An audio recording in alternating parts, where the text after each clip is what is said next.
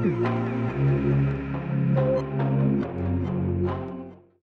everyone, and welcome back to the weekly rebalance where Ethan and I, wait a minute, that's not Ethan. We've got a Garrett today. Got a new face. Yep. Garrett is filling in for Ethan while he is out on vacation. Garrett, tell us a little bit about yourselves and how you provide shareholder value.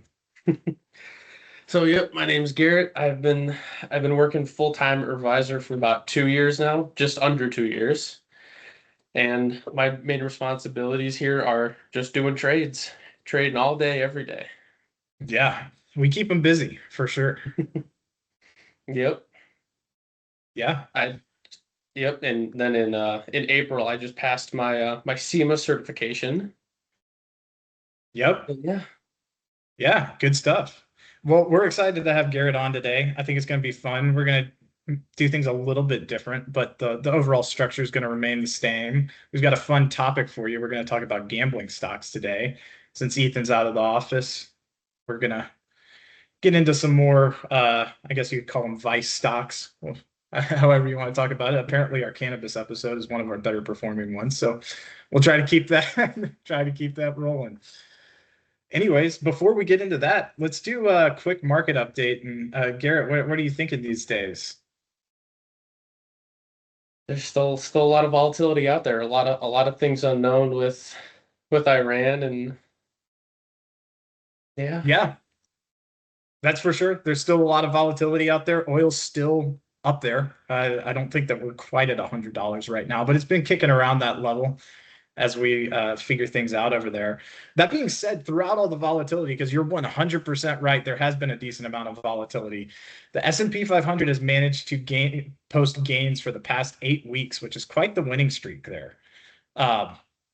Contributing to a pretty impressive year-to-date return, up 10.36% for the S&P 500. And as we go down in market cap, increasing the returns as well, which is more in line like SEMA, CFA material. They're going to tell you typically you would expect higher returns from small cap, mid cap, because you're taking on a little bit more risk. And historical studies have shown that. But over the past 10 years, large caps have really been leading the way. So seeing small cap stocks in the S&P 600 and mid cap stocks in the S&P 400 kind of take leadership for a little bit here has been interesting to watch. Even though that's probably more of the textbook behavior you would know or expect. Just a little bit different than what we've seen in the past 10 years. S&P 600 with small cap companies up 16.33% and the S&P 400 up 13.94%. Yeah. So pretty positive year. Yep, and emerging markets as well. Still, Yeah. still rallying pretty good.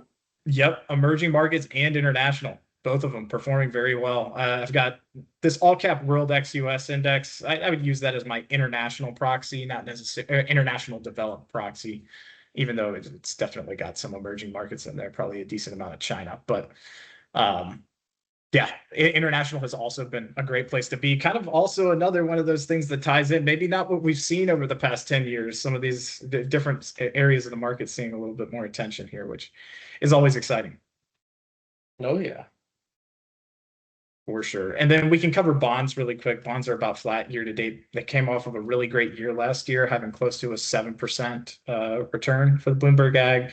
And then this year, things have moderated a bit. We've talked about this on some of our previous episodes. The far end of the yield curve really moving up, particularly here recently, has hurt a lot of major bond index returns so far. So another good thing to watch, especially as Warsh just got sworn in last week. So we've got a lot of movement coming here for the fixed income market, for sure. For sure. Garrett, did you watch the swearing in of Warsh? No, I briefly saw it on Bloomberg, but I didn't actively watch it. Wow. I Pitiful. think I was at the other office that day. You were probably actually working. Yep, I was just trading. You got to stay on top of that stuff, though. Oh, We can touch on that in a little bit too, because I think there's some interesting Fed stuff as well with some news that came out here recently. But no more rate cuts. it's what people are looking for in some segments of the market. All right. And we can do a sector update here. This is just something I found increasingly interesting as the year is going on. Started off the year, energy stocks really leading the way in the S&P 500, getting close to a 30% return within a couple of months, really, of getting into 2026 here, as we had Iran conflicts boiling over, things like that. So energy did very well throughout that period, as expected, and we've covered that ad nauseum on this channel here. But really seeing technology catch up very quickly, at least in the recent month here. Technology as a sector is coming close to outpacing energy or tying energy with year-to-date performance returns.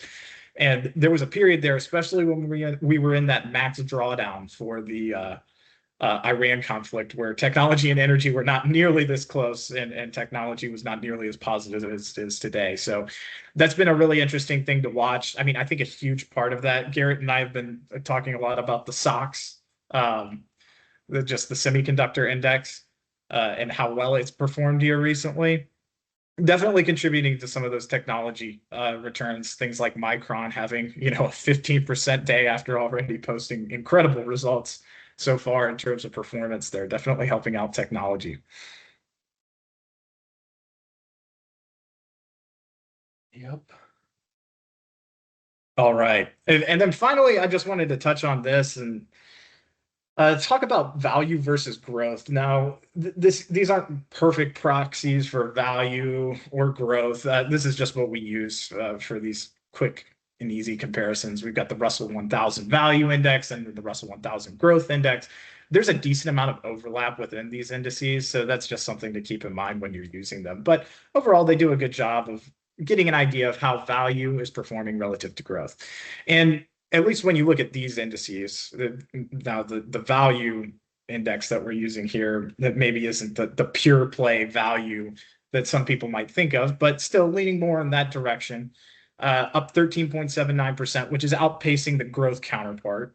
But that being said, that lead has narrowed a whole lot as the year has gone on. And really, I think the bigger thing that I wanted to highlight is just the comeback that growth has had here since the bottom of the trough on March 30th. The growth, at least proxied by this index, up 22.3% since the beginning of March. So that's quite a move there. Quite the move. Yeah. I mean, along those lines, Garrett, anything in particular you've been watching with that, with, growth, any particularly interesting stories out there? I mean, while we're on the market update subject, we don't even have to just focus on like these things. I got slides up on anything else interesting happening in the market you've been keeping an eye on? Uh, no, not really. I mean, I've just been sitting back and watching all the Mag 7 and Nvidia, Apple, and flying. Yeah, no, it certainly has. Mag 7, a lot of those names have come back pretty notably. Like I said, really been watching semiconductors have an impressive run here. What about, we've got some shared interests, you, Ethan, and I, cars, things like that. What did you think of the Ferrari news? That was yesterday, right? Yeah, I had first seen it, I think, on Sunday. Okay, yeah. Well, you're always early with that stuff. Garrett's got his finger on the pulse of all automotive knowledge. Yep, everything automotive. Yeah, that new Ferrari, I saw that on Sunday and I was like, it's not gonna be a good week for Ferrari. Yeah. Holding some stock myself, I was like, dang it. Not gonna be good to watch that go down. Yeah. Unfortunately, market didn't react too positively to that news, but we'll see. We'll see. Time will tell. I Time will think I tell. I think I think I'd seen a small just a blurb of information. I think it was Lamborghini's CEO saying that he was happy that they actively canceled their EV production for whatever like EV sedan they were coming out with it. He was like, "Oh, thank goodness we didn't do that." Looking at Ferrari. I need you to say that in an Italian accent, Garrett. The Ferrari, they not do so good. Oh my gosh. Yeah. This one's gonna be a little bit more off the rails. Boss man's not here. We're gonna have a little bit of fun. Uh, but that was interesting to see. I mean, I think it might have been interesting to see how the market reacted to that news a couple of years ago, versus today. Especially, the other thing too, with oil prices where they are.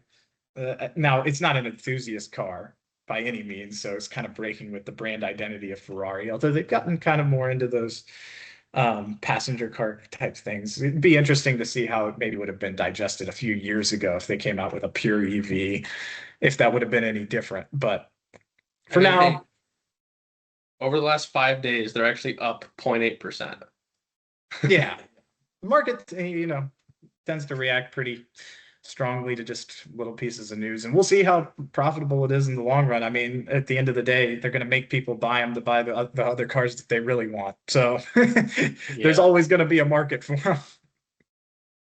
I think the MSRP on the Luce is like 650,000. Yeah. Somebody will pay it so that they can get well, let's see. They're not allocating the F80 anymore, right? Or is that even the most Whatever recent one? whatever special series Ferraris they got out there. Yeah. What about you're the kind of exotic car expert. Can you think of any other Ferraris at their time when they came out they weren't necessarily appreciated and have kind of become cult classics? Not necessarily that I think a four-door electric Ferrari is going to become a cult classic, but like any other examples that come to mind? Not that we're like particularly hated, not at least for Ferrari. I know the Countach wasn't particularly liked when it first came out, and now those have gone insane up in value. Same thing with like the F40. Those are almost $6 million cars now. I know that's a crazy one. Love those wedge cars from that era, but Oh yeah. I didn't realize the Countach wasn't well received, but that's interesting. Yeah. It's too wedgy. Okay. I mean, that's just 80s, man. Yeah. Wasn't around for it, but it looked like a time. Well, let's get back to market update things. That was a fun little Fun little side note. Yeah. The only other thing I wanted to cover, this is just an interesting data point. We got the consumer sentiment read from the University of Michigan, and there's a few different entities that track this, but University of Michigan getting the lowest read that they've ever gotten, actually at 44.8. And this is it charted over time. They've been tracking it for a long period. Um, you know, at the end of the day, this is a sentiment read. It's not necessarily a surefire sign that we're headed to a recession or anything like that. I think we've been pretty clear that that's not necessarily where we are right now. We just note that there's kind of highlighted risks out there. I think really what this speaks to, especially when you couple this with the jobs report that we got last week, where it came out better than expected. I think there were 115,000 non-farm payrolls that from the non-farm payrolls report that came out. 115,000 jobs that were added, which was about double where we were expecting things. So speaking to the strength of the labor economy on that front, but at the same time, you've got consumer sentiment declining to its lowest level, at least by this metric that we've ever seen. And so tying that to Warsh being sworn in and him having his first meeting here coming up soon, just it's an interesting place for the Fed to be right now, where certain people are certainly struggling. Certain parts of the economy are definitely struggling. But at the same time, the labor market is holding up relatively well.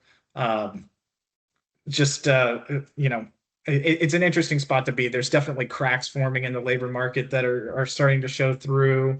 But top line, it looks pretty good. So just it's a difficult place for anyone to come in to as a Fed chair, but particularly just if you're new to the job altogether, it's an interesting spot to inherit things. Yeah, he's definitely starting at a difficult time. Definitely, definitely. And we've talked about the K-shaped economy at length on here, but just another data point to tie in with that. I mean, interesting to see consumer sentiment print that low. Not all that surprising with gas prices shooting up and inflation in general still not necessarily being under control, but an interesting data point to have, and I think it just highlights the challenge that Warsh inherits at the Fed. Yep. Well, speaking of the S&P 500 being on a heater, how about we talk about some gambling stocks? I like it. Garrett, are you a gambling man? I am not. You're not a gambling man? I do not sports bet. You don't sports bet, but what about other kinds of gambling? Nope. Nope. No, unsurprisingly, I do not. Do You not don't think gamble you in any were way, shape, or gambling with form. your No. employment by not doing some market research for our podcast today? You don't think you should have, tried it out just to get a feel for things, get an idea of what it's like from the user perspective? No, I need to be like you and start gambling in my brokerage accounts. Yeah. It's not gambling, it's speculating. Speculating. It's a And betting big is difference. just speculating on what's going to happen in a game. So Hey, I call very that different, gambling. very different, very different. Buying options contracts, selling options, very different, very different. But If that's what you tell yourself to sleep at night. it's fine, man. It's fine. It's fine. We're here.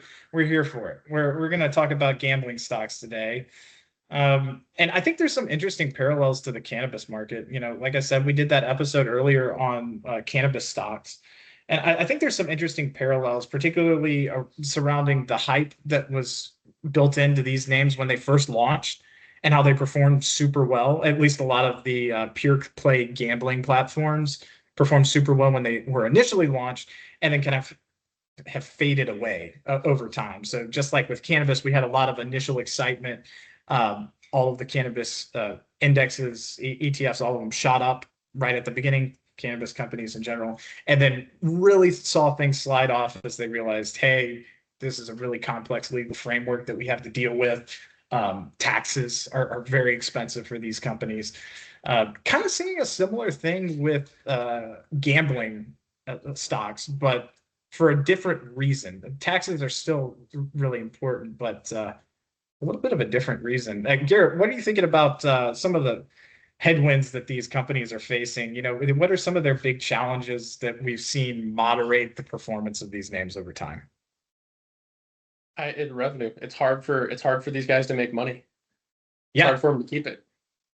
yeah, hard for them to keep it. I mean, what in specific though? Like, what in the customer dynamics? Are people just really good at betting, and it's different than casino odds, or is it something else in general? I think a little bit of skill has to, comes into it because there are people who live, breathe, and die sports, and they Yeah, understand they can understand it better than the average person. yeah. No, I think that's definitely a piece of it. And I think there's a lot that ties in as well with, like you said, just skill. And there's certainly some products, and we can get into this in a minute, that they try to steer people towards because they tend to be the higher margin or higher probability of success for the sports book. But I think the biggest hurdle that these companies have been facing so far is customer acquisition, the cost that it takes to acquire these customers, and how are they actually able to retain them. So, one of the big things, one of the big promos that's been very popular and has helped get these names to be household names where people are participating in them week to week is the incentive offers. Place a $5 bet and win, and you get $200 that you can bet.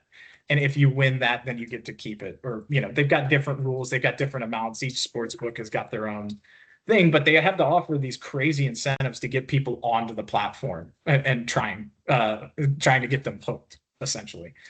Um, and what we've seen so far is that while those incentives, the $200 if you win a $5 bet, things like that, while it's been successful in getting people on the platform, it hasn't necessarily been as effective at keeping people on the platform and continuing to gamble those dollars and actually add money to the platform, as opposed to that initial bet and then maybe placing some safer ones and then walking away with like $100 or whatever. Some people do that. I don't know who out there would do something like that, but some people do that, and they use it as a way to try and get $100 for nothing. um, that was my experience with a gambling platform. By the way, I lost the majority of my free bets, but got a couple and then just took the money and walked away. And it seems like that's not a very uncommon thing. So customer acquisition costs being very high is one of the big things that's been a sticking point for these platforms. Um, just is this huge upfront cash outlay that we have to make to acquire these customers? Is it worth it? And we're finding that out in the long run. Um, we've got some more specific statistics on that, some more general ideas of how much it costs to acquire each customer. It's surprisingly high. But before we get into that, maybe just getting an idea of where we're at with this industry as a whole and stock performance. Here I've got charted, basically it's the performance of the 5 major players in the online gambling space. And then we've got some casino companies in here, and they've got multiple lines of revenue. Some of them, they're more on the digital side of things, some of them more on the casino world. And you can see here, we had a lot of excitement going into this, particularly in the online focused platforms, DraftKings, Penn Entertainment, being pretty big names over there, rallying very heavily into 2021 as a lot of hype was building around it. And then things have kind of moderated since then. And we haven't regained the highs that we saw early on with those names as these challenges have been recognized. So again, just drawing a parallel to the cannabis industry and what we saw over there. Potentially a similar thing going on here is we realize there's some pretty significant hurdles to overcome.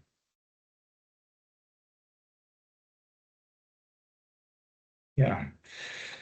Have you, in any of your personal, well, we don't have to really talk about what you're buying in your personal account, but just keeping an eye on, stocks in general. I know you kind of like to watch the markets as well. Have you been particularly looking at any gambling stocks in particular that you're following more closely than others? Anyone's pique your interest more than others? No, I have not paid attention to the gambling stocks.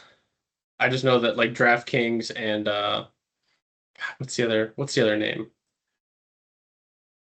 If they're not on, it's probably DraftKings and Flutter. yes. Yeah. Those are the only two big ones that I know. Yeah. But no, I haven't really paid attention to them myself. It's definitely a niche segment of the market. And so far, I mean, at least unless you got in at some of the lower points, it hasn't necessarily been a place that's paid off to be interested in. I guess DraftKings faring the best here. So definitely an interesting thing.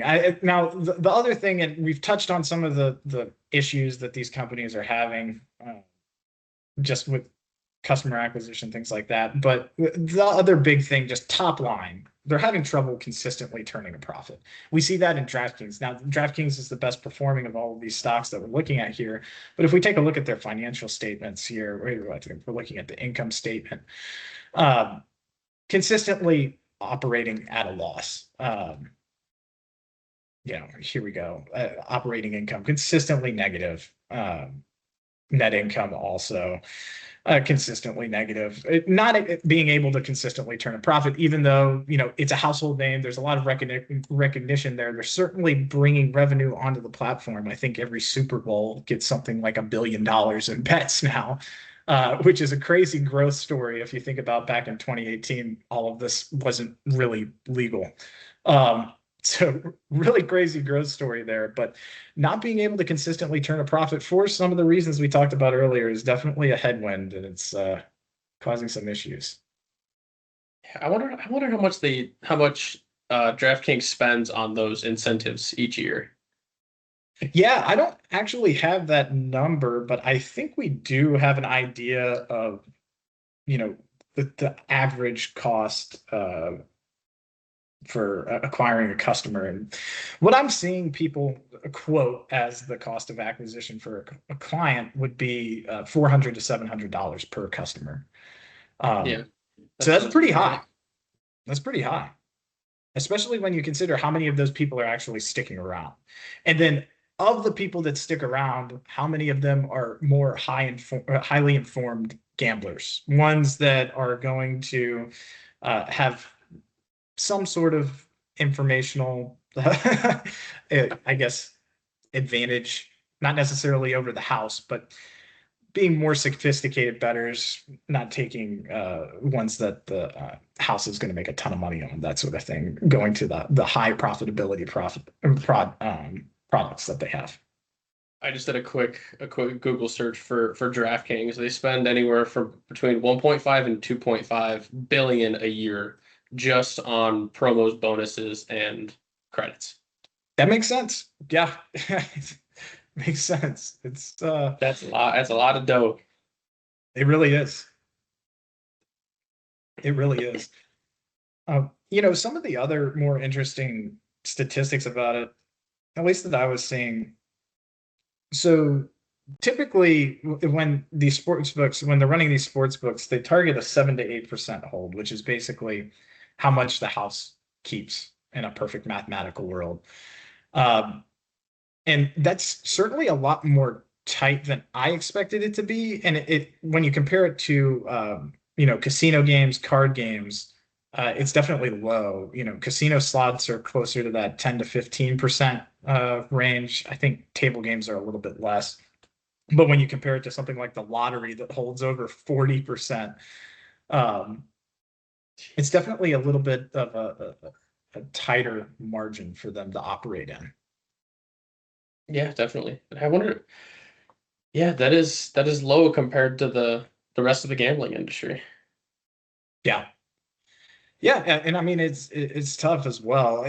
I think there's a couple things that tie into that. So there's a couple different ways that you can bet on these platforms. Garrett, once you get on there and do your in-person research, you'll find this out. The big thing that they're always pushing you to do is a same game parlay or a parlay where you're basically stringing a bunch of bets together. If all of those things happen, then you get a bigger payout than if you were just to bet on one of those individually. Um, it's one of those things that's I think it's exciting for a lot of players. They see it. There's a lot of sports broadcast where they have their own. They put together their parlay for the week, and the listeners of the podcast or whatever follow along, and so they get a lot of excitement that way. But also, I think just having a number of things that have to play out for you to win the bet adds some excitement there, and the payout number getting increasingly larger and larger also makes this product appealing. Uh, and all of these platforms really push people towards those products because they're much higher in terms of the hold rate than just a regular like money line on a single game, like just picking who's going to win the football game tonight, who's going to win the basketball game tonight, and just picking a winner. Those parlays, they tend to have a much higher hold rate. So these platforms have really been pushing people into those products as they're the higher, as the more profitable segments of the book, which I found interesting. I always kind of figured that was the case, especially with the way that's one of the products that they're pushing the hardest for sure. Um, but an interesting thing to note nonetheless. So it seems to me like the more informed bettors they tend to go for those single one-off bets as opposed to going towards the parlays, kind of tying into of those customers that you have stick around, how many of them are more sophisticated gamblers that you're going to have a lower profitability margin on in theory. In theory. But let's see. Aside from that, I think maybe to wrap things up on this topic. So we've kind of covered. Right now, they're not turning a consistent profit. Basically, the huge thing that we're going to be watching with this industry as a whole is when are they able to consistently turn a profit? Are those costs of customer acquisition actually going to pay off? The other big thing that to keep an eye on that really can change the profitability of these companies is tax rates. And Garrett, what do you think about that? What have you seen in terms of taxes? I know that this is kind of a state by state issue, so hard to throw a broad blanket over everything. But what do you think about that? And do you have any particular numbers on that front? I know that it varies very, very heavily from like state to state. Yeah, Let's see.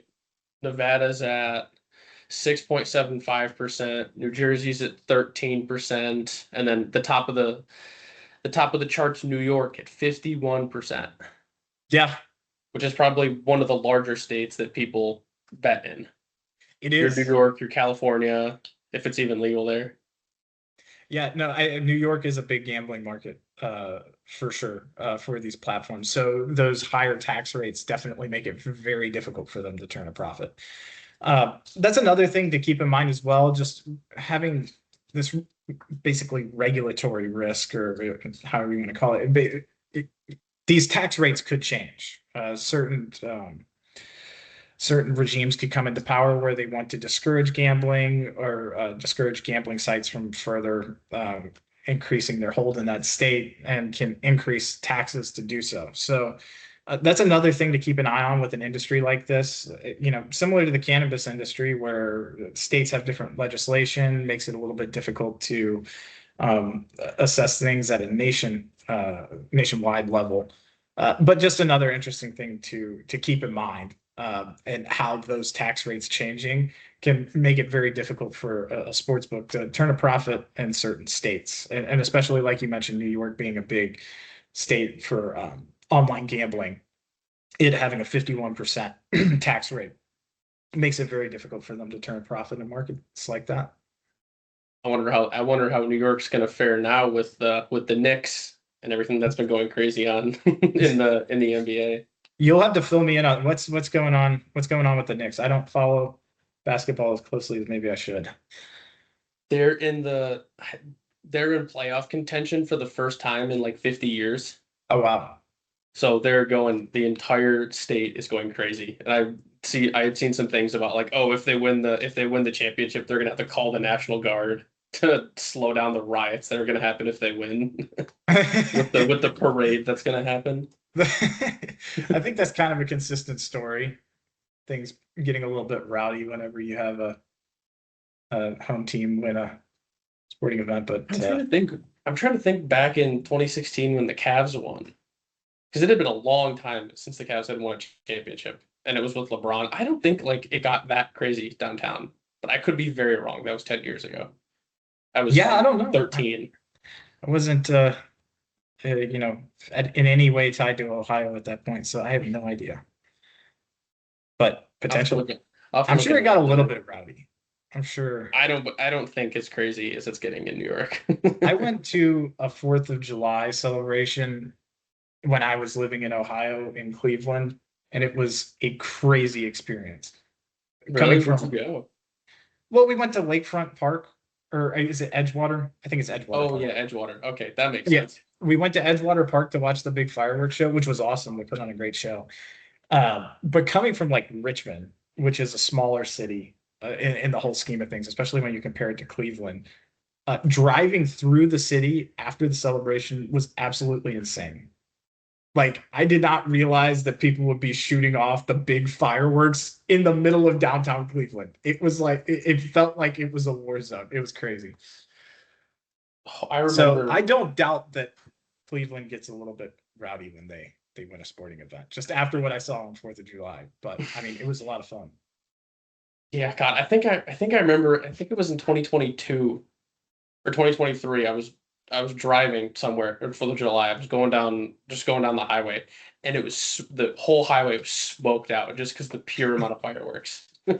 Yeah, it was kind of hard to see at times. So I'm sure that Cleveland did their part. They did the hometown patriotic thing and celebrated accordingly after that. But probably some of the other states I've seen some crazy things with that afterwards. So I didn't realize that with the Knicks. I'll have to keep an eye on that. Oh yeah, definitely. Have to keep an eye on that for sure. Well, I mean, any closing thoughts on the gambling industry as a whole, gambling stocks, anything else you wanted to cover? Any big takeaways you got? Don't gamble, kids. Don't or take the free incentive and then leave. And then leave. Take them up. I like that. I like that. That'll keep all the companies exactly where they're at, losing money. Yeah, that cost of customer acquisition is high. That's always one of those things, usually for these podcast episodes, we dive into something I've been like a little bit curious about in the past, but haven't really dove into it very much. And that was one of those things I always suspected about those platforms, just having a really high customer acquisition cost. and definitely confirmed by our investigation here. But we'll see. It's one of those things we'll have to keep an eye on. They've definitely invested in it pretty heavily. Sports gambling is becoming more and more mainstream. So as it gets further adopted by the culture and everything like that, and acquiring customers becomes less of a push, could very well become a profitable business. So something to keep an eye on if you're investing in that space. Oh yeah. Well, with that being said, if you don't have anything else on gambling stocks, I think it's time for some trivia. Yep. I like it. All right. Do you want to go first? You want me to go Yeah, first? I'll go first. I got one question for you. You only have one? I only have one. What are you doing? No, I'm just. So in 2025, how much do you think Americans lost? On average or just Yes. in aggregate? Just in aggregate, how much do you think they've lost in total monies in 2025 on gambling? Um, Lost. I don't know. 2 to 3 billion. No, way off. Way off. Am I low or high? Low. I'm low. Okay, I kind of thought I might be a little high there. What is it? 16 billion. 16 billion. Wow. Those customer acquisition costs must be really high. $16 billion. Wow. Yeah, I definitely didn't think that went through very well. I was thinking like the size of just DraftKings dominating the market. Yeah, that was a poor guess. But wow, 16 billion. Okay, well, maybe there's something there. I think we'll see as that grows and maybe they cut down on their costs a little bit. There could be something there for a profit story. Yeah, we'll see. All right, hit me. All right, let's see. I gotta decide which one I'm gonna ask you first. Do you want more of like a historical one or a more modern day one? Do historical. I'm curious. All right, you want a historical one? All right. Okay. George Washington was an avid gambler and kept meticulous records of his wins and losses. What was his game of choice? It doesn't have to be like a specific game because I would never get this specific game. Maybe just like a genre or a category of gambling. His game of choice. George Washington's game of choice. Yeah. Didn't even know gambling was a thing back then. He was not hitting the VLTs. I think he wasn't hitting the craps table. Maybe they had craps at the time, but I doubt they had VLTs down from Mount Vernon.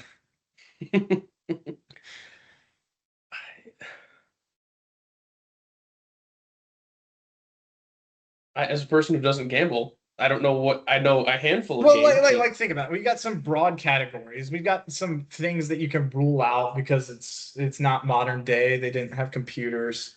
We got like horse racing, sports, things like that. I would say like race betting of some sort. Race betting. Yeah, so I would have guessed something along those lines, like horse racing being one of his main things, especially living on a big farm. But no, it was apparently cards, specifically Whist and Faro, which is a game I'd never heard of. But says he tracked every session in his diary, and he was apparently not very good because he lost a lot. So how much did he lose? I don't have that specific figure here. We would have to. We might need to do like a deeper dive where we go back and adjust for inflation. Yeah, that'd be curious to see. That'd be kind of fun. He lost $4 billion in today's money. I doubt it was that much. Not as much as all of us Americans in a given year. $16 billion. Wow. I think we just need to get better. Maybe that's the trick. All right, you want one more? Sure. I can give you one more. This one's more of a modern day question. All right, let's see. All right. Okay. The Super Bowl is the single largest sports betting event in the US calendar. Approximately how many Americans placed a legal bet on the most recent Super Bowl? Oh, geez. I'm gonna say 6 million people. Multiply it by 10 and then, well, really multiply it by 11 and add some. What? Really? Says here 68 million Americans, according to the Jeez. American Gaming Association. Says that was about $1.4 billion. Jeez. 1 in 5 American adults. And again, putting that in context of essentially that was zero before 2018 when all of this was legalized. So it's been catching on quick, and we'll see after people have started to incorporate this into part of their sports viewing experience. We'll see if they can turn a profit with that. It certainly seems like it's here to stay, and it's becoming increasingly popular. See what happens with the World Cup being in the States. True. I didn't even think about that. Yeah, there's a couple games local to here at the Brown Stadium. Wow. I think it's like Brazil versus Ghana, I think. There's Are there's you a billboard of it are on you a my big fan of commute. soccer? I Oh didn't yeah. know this about you. What? I played soccer for the majority of my life. Oh my gosh. I thought you said you played football, not, the other kind of I, football. I, I did play football. I played football for 4 years in high school, but everything after that was soccer. Okay. All right. Well, at least you call soccer the right thing. Yes. Not football. Football. Yeah. All right. Well, I think that does it for this week. Garrett, thanks for joining us. That was a fun one. We'll see what we come up with for next week. Yeah. But I think that wraps it up. Thanks for having me. I'll be back next week. All right. Well, thanks, everyone. Have a good one. Bye.